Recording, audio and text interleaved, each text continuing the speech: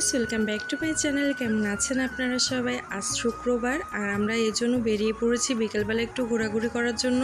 সামনে একটি সুন্দর পার্ক আছে, সেখানে যাচ্ছি। আর যাওয়ার পথে এত সুন্দর রাস্তা, আমার বেশ ভালোই লাগে। দুই পাশে বাবলা গাছ। মাম্মা বেশ কিছুদিন ধরেই বলছে যে এখানে নিয়ে আসার জন্য, তার জন্য আজকে নিয়ে চলে আসলাম। কিন্তু এসে দেখি যে পার্কটা বন্ধ। পার্কটাতে বেশি কিছু নাই, তারপরেও বাচ্চাদের জন্য দোলনা, হাতি এগুলো আছে। মন খারাপ মাম্মা তোমার?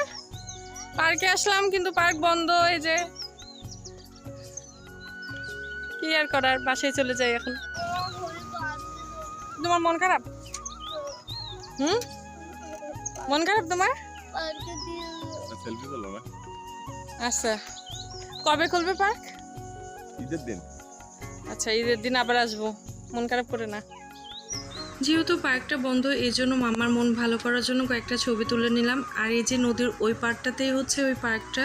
কাঠের এই সাগরটা পার করে তারপরে যেতে হয়। আর ওখান থেকে আমরা চলে এসেছি সোজা মমতা বস্ত্রালয়ে। শপিং মলটার কিছুটা দূরেই ওই পার্কটা। আর এই শপিং মলের সামনে দিয়ে যাচ্ছিলাম, তাই বাপ্পা বললো সামনে যেহেতু পহেলা বৈশাখ, তাই দেখতে এসেছিলাম যে কেমন কি কালেকশন এনেছে সেগুলা।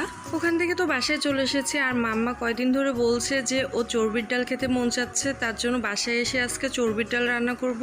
চর্বির ডাল, তার সাথে পটল ভাজি করেছিলাম। আর এখানে আমি কিছু মশলা বেটে রেখে দিয়েছি যেগুলো প্রতিদিনই লাগে। এখানে জিরা, শুকনো ঝাল আর রসুন বাটা আছে। আর আদাটা বাটি নাই, কারণ ফ্রিজেই ছিল। আর আজকের ব্লগটি এই পর্যন্ত। ব্লগটি ভালো লাগলে একটা লাইক করে দিয়ে পাশে থাকবেন। সবাই ভালো থাকবেন, সুস্থ থাকবেন। আজকের মতো টাটা।